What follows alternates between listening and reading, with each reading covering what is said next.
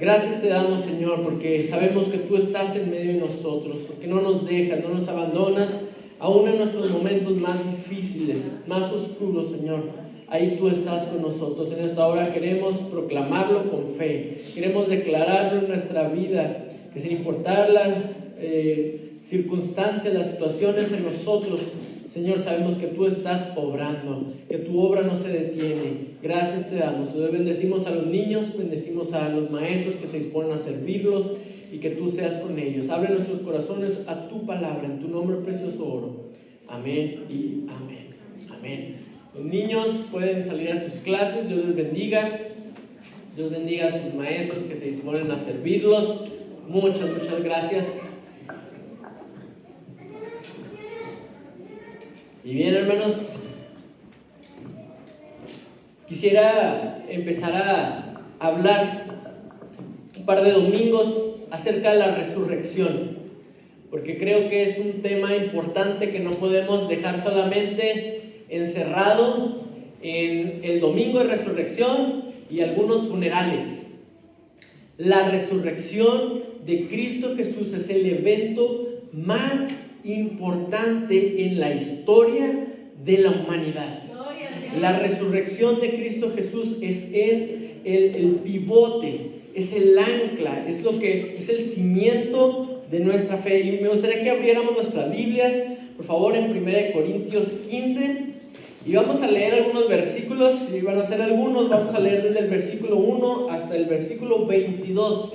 Es un versículo y es un capítulo en donde el apóstol Pablo se explayó hablando acerca de la resurrección de Cristo Jesús, incluso yendo al tema de la resurrección de los creyentes. Entonces me gustaría que leyéramos, si gustáis seguirme con su vista.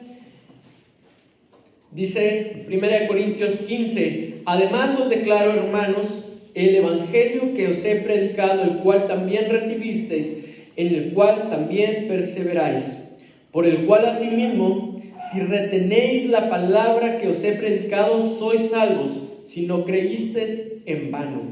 Porque primeramente os he enseñado lo que asimismo recibí, que Cristo murió por nuestros pecados conforme a las Escrituras, y que fue sepultado y que resucitó el tercer día conforme a las Escrituras, y que apareció a Cefas y después a los 12. Después apareció a más de 500 hermanos a la vez, de los cuales muchos viven aún y otros ya duermen. Después apareció a Jacobo, después a todos los apóstoles, y al último de todos, como a un abortivo, me apareció a mí. Porque yo soy el más pequeño de los apóstoles, que no soy digno de ser llamado apóstol, porque perseguí a la iglesia de Dios. Pero por la gracia de Dios soy lo que soy, y su gracia no ha sido en vano para conmigo. Antes he trabajado más que todos ellos, pero no yo, sino la gracia de Dios conmigo. Porque o sea yo o sean ellos, así predicamos y así hemos creído. Pero si se predica de Cristo, que resucitó a los muertos, ¿cómo dicen algunos entre vosotros que no hay resurrección de muertos? Porque si no hay resurrección de muertos, tampoco Cristo resucitó. Y si Cristo no resucitó, vana es entonces nuestra predicación, vana es también vuestra fe. Y somos hallados falsos testigos de Dios, porque hemos testificado de Dios que Él resucitó a Cristo, al cual no resucitó, si en verdad los muertos no resucitan. Porque si los muertos no resucitan, tampoco Cristo resucitó. Y si Cristo no resucitó, vuestra fe es vana. Aún estáis en vuestros pecados. Entonces también los que durmieron en Cristo perecieron. Si en esta vida solamente esperamos en Cristo, somos los más dignos de conmiseración de todos los hombres. Mas ahora Cristo ha resucitado de los muertos, primicias de los que durmieron es hecho. Porque por cuanto la muerte entró por un hombre, también por un hombre la resurrección de los muertos. Porque así como en Adán todos mueren, también en Cristo todos serán vivificados. Amén. Amén, hermanos. No sé cuánto les ha tocado escuchar. Y si no lo han hecho, les va a tocar escuchar a personas hablando y tratando como de hacer menos el evangelio, mencionando que hay muchas leyendas y mitos que hablan acerca de deidades que murieron y resucitaron, queriendo hacer creer con esto que el cristianismo solamente tomó prestado de los mitos y leyendas de otras culturas para darle forma a una nueva religión, así como hay otras tantas, y obtener a la gente y poder tener dinero y tener influencia, poder y edificios. Y mucha gente trata de desacreditar el evangelio, la Biblia, a los apóstoles, ¿verdad? Hablando acerca de, no, pues es que hay muchas leyendas y muchos mitos y los encontramos en la cultura egipcia y los encontramos en los griegos y en los hindúes. Y cuando tú escuchas eso, pues puede entrar la duda. Cuando tú escuchas eso, a lo mejor sí te cuestionas si todo esto es solamente pues una invención, una extensión de otras culturas, de otras religiones, de naciones y personas que vivieron y tuvieron una imaginación pues bastante interesante para redactar tantas cosas. Pero hermanos, quiero que hablemos un poquito acerca de la resurrección, porque si notan, en este capítulo Pablo pone la resurrección de Cristo, especialmente de Cristo, como el eje y el cimiento principal en el cual se basa la veracidad del evangelio. Dice que si no hay resurrección, si Dios no resucitó a Cristo Jesús de los muertos, entonces todo esto del cristianismo se viene abajo, hermanos. El mismo apóstol Pablo lo dijo. Y cuando tú escuchas acerca de esto, de cómo, es que la resurrección pues es solamente un mito, una leyenda, a mí me gustaría que recordáramos también que en Hechos 17, ¿verdad? Pablo estaba hablando a los atenienses y les estaba contando, y él tomó incluso una de sus deidades y les dijo, este Dios no conocido de ustedes es al que yo les predico y les anuncio. Y la gente ahí en Atenas, dice el libro de los Hechos, que les gustaba escuchar, ¿no? Les gustaba a ver quién andaba predicando algo nuevo, a ver qué maestro salía, a ver qué nueva cosa estaban enseñando, qué podían hacer para ellos, qué les hacía sentido a su razonamiento, a su filosofía, recordando que los griegos eran personas muy dadas a la filosofía, muy dadas a estar razonando, e incluso muchas de las cosas que ellos, conclusiones que llegaron, permanecen también como parte de la cultura occidental, ¿no? Hablando acerca del derecho y muchas cosas así. Entonces a estas personas les gustaba oír todas las filosofías y a ver qué traía Pablo. ¿Y saben cuál fue el punto que marcó la diferencia? Cuando Pablo mencionó la resurrección de Cristo Jesús. Entonces nos damos cuenta que los griegos, aunque podían tener leyendas y mitos sobre dioses que bajaban al Hades, que iban a luchar con monstruos, no sé cuántos han leído o visto, porque ya hay muchas maneras de encontrarse con la mitología griega, de todas estas historias de dioses y héroes y campeones que descendieron a lo profundo de la tierra, con una simbología de la muerte, y luego volvieron a ascender trayendo una victoria con ellos. Y entonces pareciera como que, no, ellos están muy normales, a ellos se les va a hacer normal esto. Si mencionan a Jesús, ¿verdad?, muriendo y resucitando, pues va a ser como que les va a hacer sentido, pero nos damos cuenta que no. Nos damos cuenta que para ellos la resurrección era un concepto que se quedaba mucho en la mitología, en lo que ellos podían perfectamente separar lo que era mito y lo que eran leyendas de dioses y el Olimpo y todo esto, de lo que era histórico. Y en ese momento Jesús era una persona histórica, era una persona que había personas que lo habían visto vivo, ¿verdad? Entonces no podía entrar en la categoría de leyenda. Ellos realmente, los atenienses, querían escuchar acerca de un maestro nuevo que lo habían matado, pero que traía una enseñanza radical. Pero cuando llegan al punto de la resurrección, nos damos cuenta de que ellos no estaban tan a gusto, ellos no podían aceptar el concepto de que Dios había resucitado a un hombre. Porque el evangelio, hermanos, vemos que se diferencia porque si lo hablamos de otras religiones, ¿verdad? El cristianismo, su maestro, su profeta, Jesús, no era solamente eso, no era solamente un maestro, no era solamente un profeta, él anunció y dijo que era Dios. En otras religiones tienen gran estima por sus maestros, por sus profetas, por sus enseñanzas, pero ninguno de ellos declaró ser Dios mismo, el Dios que había creado los cielos y la tierra. Entonces Jesús dijo: yo soy Dios, no soy solamente un camino a Dios.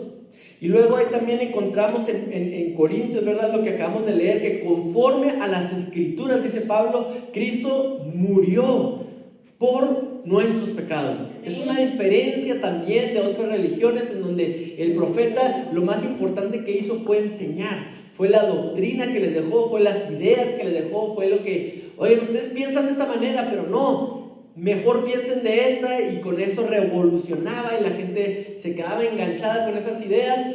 Pero Cristo Jesús dice que Él vino a morir. Su propósito no era solamente lo que Él vino a enseñarnos, su propósito no era dejarnos la regla de oro y las maneras de cómo debíamos tratarnos unos a otros, sino que su propósito principal y lo que lo diferencia de otros maestros y profetas es que Él dijo que había venido a morir por nuestros pecados.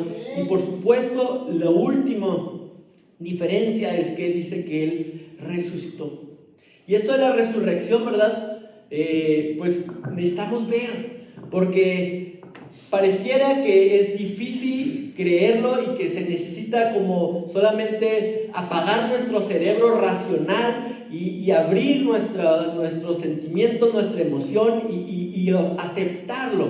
Pero déjenme le digo algo. No sé cuántos han escuchado la historia de Lee Strobel. Él era un reportero en los 80s, un prestigioso reportero, trabajaba en el Chicago Tribune, un periódico muy importante en Chicago, aparte de que trabajaba como editor en otros periódicos y trabajó en otros, pero resulta que en los 80s su esposa se convierte, y él era un ateo muy convencido de que Dios no existía. Entonces cuando su esposa se convierte al cristianismo, él dijo: ya sé, voy a utilizar mis técnicas de periodismo, de investigación, que era un investigador reconocido a nivel internacional. Dijo: yo voy a usar esas técnicas y voy a descubrir acerca de esto de la resurrección. Y él sabía que la resurrección era el punto, por un lado era el punto débil, y sabía que tumbando esa idea se caía todo el cristianismo, y su idea era sacar a su esposa de ese culto, de ese lavado de cerebro que él pensaba. Entonces en los 80s él se puso a investigar, pensaba que le iba a tomar un fin de semana investigar acerca de la resurrección, y que iba a encontrar, y que los testigos, y que los historiadores y libros y esto y lo otro, y que iba a encontrar bien fácil que evidencia para quitar la resurrección de Cristo Jesús como un hecho histórico, que un buen argumento para creer en esto. Y resulta que se termina convirtiendo al cristianismo. Empieza a investigar, y entre más investiga, más se da cuenta que los hechos respaldaban una resurrección de Cristo Jesús. Algunos años después él deja el periodismo y escribe una serie de libros que se llaman El Caso de Cristo, y hace no muchos años hicieron una película. No sé cuántos la vieron, yo recuerdo estarla viendo. Es una muy buena película con muy buen presupuesto y se ve así muy profesional.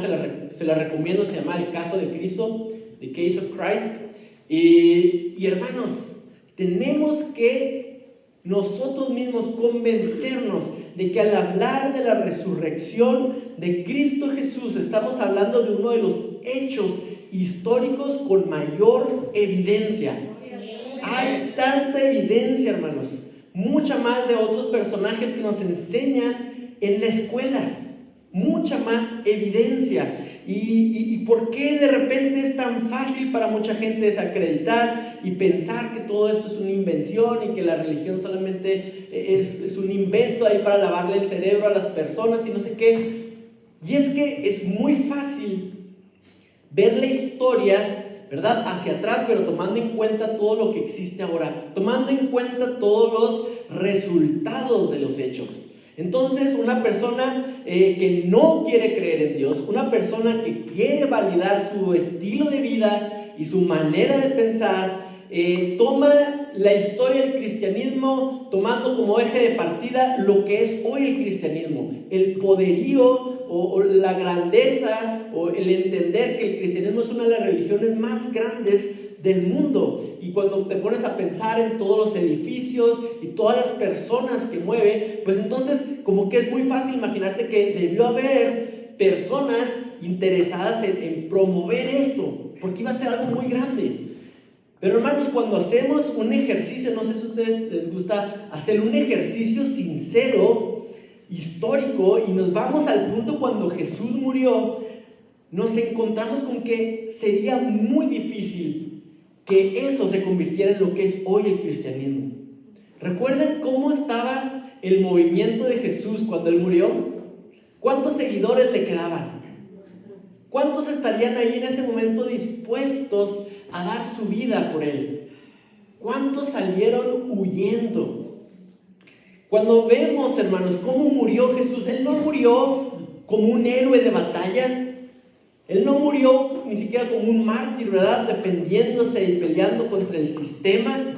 Él murió solo, abandonado, traicionado. De su movimiento tan grande no quedó nada. Sus seguidores más cercanos estaban escondidos y muchos de ellos ya estaban regresando a sus antiguas ocupaciones y actividades. Y entonces, cuando tú en un sincero ejercicio histórico te pones ahí y dices, ¿cómo esto puede convertirse en un movimiento que va a trascender siglos, que va a trascender reinos, naciones, que se va ¿verdad? A estar por encima de reyes, todo esto? Entonces, cuando te das cuenta de eso, dices, no hay manera. Realmente no existe, no había ningún motivo, razón, ¿verdad? Vamos a seguir con esto de Jesús, y que tiene que lo mataron, vamos a seguirle. Hermanos, entendemos que Cristo Jesús dijo que Él iba a resucitar, pero al tercer día sus discípulos no lo estaban buscando. Si alguien recordaba lo que Jesús había dicho, fueron los fariseos. Ellos sí recordaban que había dicho que en 3 días iba a resucitar, y saben que hay que hacer algo, porque van a venir, van a hacer alguna tranza y van a seguirle. Y ellos pensaron algo que a los discípulos no se les ocurría, ¿verdad? Que ellos mismos lo escribían, ellos mismos no se acordaban. Estas mujeres que iban a ungir a Jesús habían invertido una buena cantidad, yo creo que eran ungüentos caros, porque ellos esperaban encontrar el cuerpo de Jesús muerto ahí en la tumba y no lo recordaban. Pero los fariseos sí, tomaron cartas en el asunto y pusieron una guardia romana. Y hermanos, ahí sí estaba el poder. Ahí estaba concentrado el poder de lo que realmente era en ese momento la autoridad. Los soldados, así como usted ahorita ve soldados, imagínense querer ir a robarles algo allá al Museo de Pancho Villa, que están todos los soldados en guardia. Tan fácil sería, ¿verdad? Nada fácil. Ellos pagaron, ellos les dijeron, ustedes vayan y cuiden ahí, porque hay un rumor, y ¿a poco sí lo creen? No, pues no, yo no lo quiero creer, pero por si las moscas, ¿verdad? Como lo dicen. Por si las dudas, mira, vamos a poner unos soldados, porque no sabemos de qué sean capaces estas personas. Estas personas que ya se habían escapado, estas personas que habían dejado a Jesús, que se habían olvidado de Él, ¿verdad? Ellos tenían el miedo, los fariseos, de que fueran a hacer algo, pero no estaban dispuestos a hacer nada. No estuvieron dispuestos a mover ni un solo dedo por inventar una mentira que les iba a costar la vida, ¿verdad? ¿Qué era, hermanos? Vemos a Pedro. Pedro no soportó para nada la presión social. Era malo incluso para mentir. En esa historia que quedó registrada como una de las historias más infames de los discípulos de Jesús, que lo negó, que mintió y lo maldijo. Imagínense si una persona así se iba a poner a inventarse que había resucitado, si todo era una mentira. Una persona que a la primera de cambios, a la que una sirvienta le dijo, oye, como que tú eras de eso, no, pronto, y que yo no soy, me estás confundiendo. ¿Creen que una persona así se iba a poner a inventar toda esta mentira que le iba a costar la vida? Perdón, pero se necesita mucha fe para creer eso, mucha fe ciega. Se requiere apagar tu cerebro racional para pensar que una persona así se va a inventar esta historia y poner en contra a todo el imperio romano. Entonces, hermanos, ¿cómo es que se convirtió el movimiento de Jesús de ese momento en la cruz a lo que es hoy? Y además, tenemos que entender, hermanos, que los judíos, ¿verdad? Los discípulos estaban siguiendo a Jesús porque ellos llegaron a entender que Él era el Mesías, lo que las Escrituras hablaban acerca del gran Mesías que iba a venir. Ellos llegaron a entenderlo y esa es la razón principal que lo estaban siguiendo, ¿verdad? Que Él iba como Mesías, tenía ciertos compromisos que tenía que cumplir. Entre ellos, Él iba a derrotar al ejército romano. Esa era una de las ideas que los seguidores de Jesús tenían. Y me sorprende, ¿verdad? En Hechos, cuando Jesús está ascendiendo, ¿cuál fue la última pregunta que le hicieron a Jesús? ¿Recuerdan? ¿Restaurarás?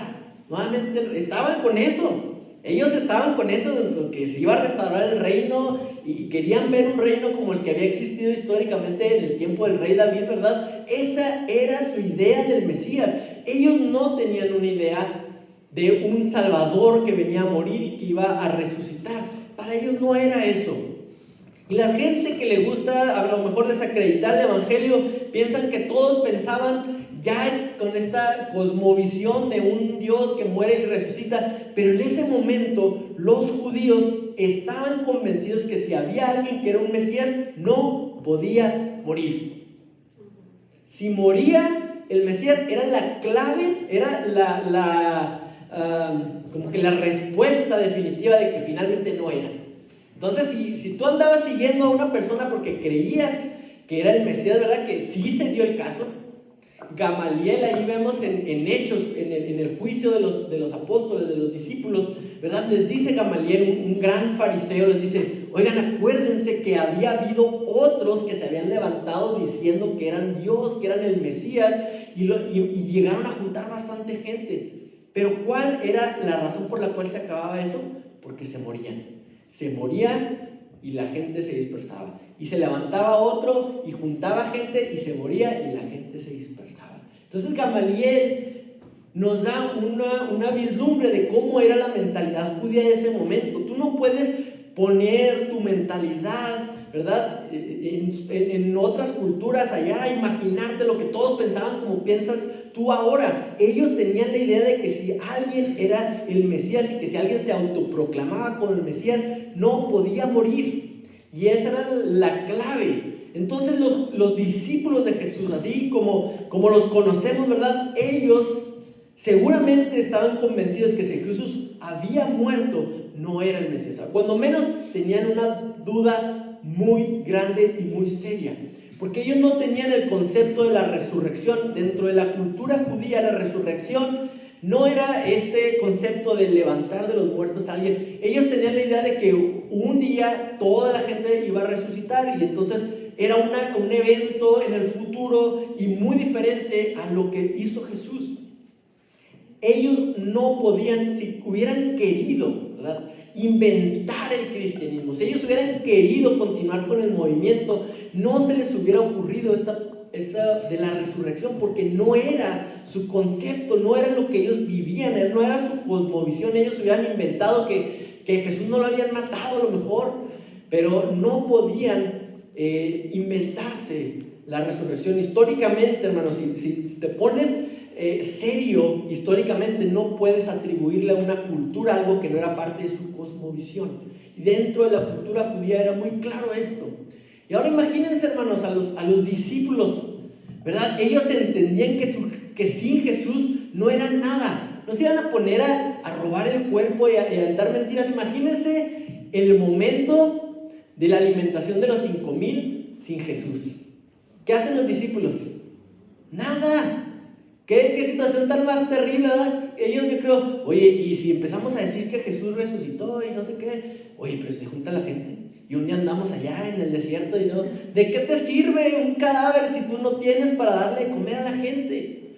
¿Cuánto hubieran tardado esos hombres que estaban discutiendo sobre quién sería el mayor para pelearse y finalmente desistir de esta idea unida y esta idea tan bien estructurada sobre la base de la resurrección de Cristo Jesús. Yo creo que no hubiera tomado mucho tiempo para que estos hombres, en su afán, digamos, si quisiéramos creerlo como mucha gente allá afuera lo cree, que lo inventaron toda esta historia, no hubieran tardado mucho tiempo en que se hubieran peleado. No hubieran tardado mucho tiempo en que si se les juntaba a la gente se hubieran dado cuenta de que sin Jesús no podían hacer nada. Es más, ni siquiera es necesario imaginar eso, porque los evangelios dicen que ellos ya se habían dispersado. Pedro ya andaba otra vez pescando. Había regresado a su antiguo estilo de vida. Y hermanos, con qué cara puedes decir que ese grupo de personas que vemos dispersos, atemorizados, mintiendo e incluso maldiciendo a Jesús por salvar su propia vida, cómo vas a pensar que ellos se iban a levantar y van a empezar a predicar una mentira que ellos mismos habían fabricado y estar dispuestos a dar su vida por eso? No hay manera, hermanos. Esa es una de las razones por las cuales este periodista, ¿verdad?, llegó a la conclusión de que la resurrección de Cristo Jesús tenía que ser verídica, porque es lo único que explica cómo existe un movimiento a nivel mundial que ha trascendido siglos, exaltando y glorificando el nombre de Cristo Jesús. No hay otra explicación racional, hermanos. No hay otra explicación que satisfaga el razonamiento humano acerca de por qué existe el cristianismo, siendo que Jesús murió solo, traicionado y abandonado, y después ver a hombres que lo habían dejado predicando, estando dispuestos a ser azotados, estando dispuestos a morir, a perderlo todo por causa del nombre de Jesús. Y ese, hermanos, es el poder de la resurrección.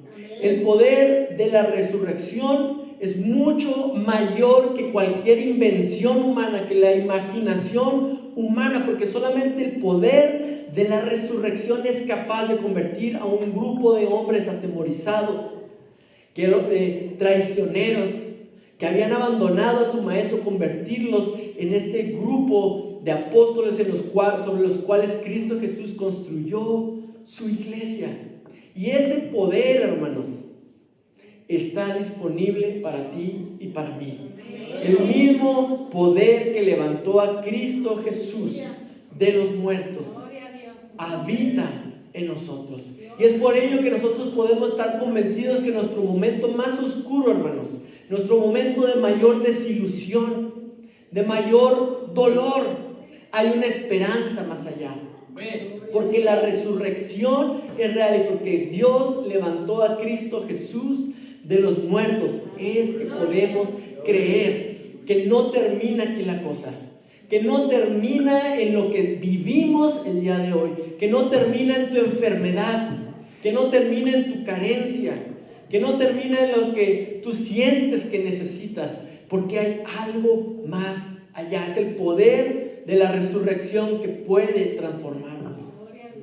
Dentro de muchas religiones, hermanos, existe la idea de que tú necesitas hacer algo para obtener la salvación, que tú necesitas ganarla por medio de sacrificios, de ideas, de vivir de cierta manera, y solamente el Evangelio de Cristo Jesús da primero la gracia para poder arrepentirte.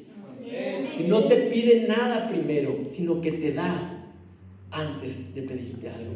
Y solamente es ese Evangelio, hermanos, el que puede transformar nuestra vida, el que nos ayuda a entender que, hermanos, al morir Cristo Jesús y ser sepultado en la tumba, ahí moría todo intento humano de tratar de hacer prevalecer esta idea de Cristo Jesús. Ahí en esa tumba quedó encerrado el cuerpo de Cristo Jesús, y con ello toda posibilidad de inventar una religión alrededor de una mentira. Ahí quedó encerrado en esa tumba todo esfuerzo humano por hacer la obra de Dios. Y con ello, hermanos, nos deja el mensaje que todo tu humanidad, tu esfuerzo, tu capacidad para tratar de hacer o no hacer, tu fuerza, tu intelecto puede morir, porque hay una esperanza de resurrección. Que no necesitamos basarnos en nuestras propias fuerzas, en nuestra propia manera de pensar y de creer, sino que ello puede morir y como una semilla que muere, traer fruto. Y esa es la esperanza que nos da vida, hermanos. Le dio esperanza y los hizo más valientes a los discípulos para enfrentar todo lo que tendrían que enfrentar. Y hoy nos da la fuerza a nosotros para enfrentar lo que el Señor permite en nuestra vida. No hay nada, hermanos. Cuando creemos que estamos en la situación más desesperada, cuando creemos que estamos en la situación más perdida y oscura, como sería el estar encerrado en una tumba con una guardia romana cuidando la entrada, solamente es el poder de la resurrección lo que puede sacarnos. Y es lo que da esperanza, hermanos. Es lo que nos sostiene. Y que esto no sea solamente algo que recordemos, ¿verdad?, en Semana Santa, sino que sea lo que dé vida a nuestro caminar con Dios. Amén. Vamos a orar. Decirle gracias, Señor, te damos porque estamos en esta hora, Dios, poniendo nuestra fe en Cristo Jesús, sabiendo que no es vana nuestra fe, que no es, Señor, que estamos aquí como los más dignos de conmiseración. Señor, no es por nuestro entendimiento, no es porque nosotros te escogimos a ti, sino porque tú nos escogiste a nosotros. Es por tu obra en la cruz del Calvario, porque conforme a las Escrituras tú moriste. Y también conforme a las Escrituras Dios te levantó de los muertos. Y con ello nos has dado una esperanza, Señor. Así como la muerte entró por un solo hombre, por Adán, también el poder de la resurrección se hace disponible para todos a través de Cristo Jesús, aquel que fue primicias, el primer fruto de muchos que habían de venir. Gracias te damos, Señor, por esta esperanza gloriosa que tú nos das, por la esperanza gloriosa que tú nos das en Cristo Jesús, que no te quedaste en esa tumba, que no era necesario robar ningún cuerpo, ni mentir. Señor, solamente esperar en ti, solamente recordar lo que tú habías dicho, solamente poner nuestra fe en tu promesa, es todo lo que requerimos, Señor. Gracias te damos, gracias, Señor, te amamos, te bendecimos.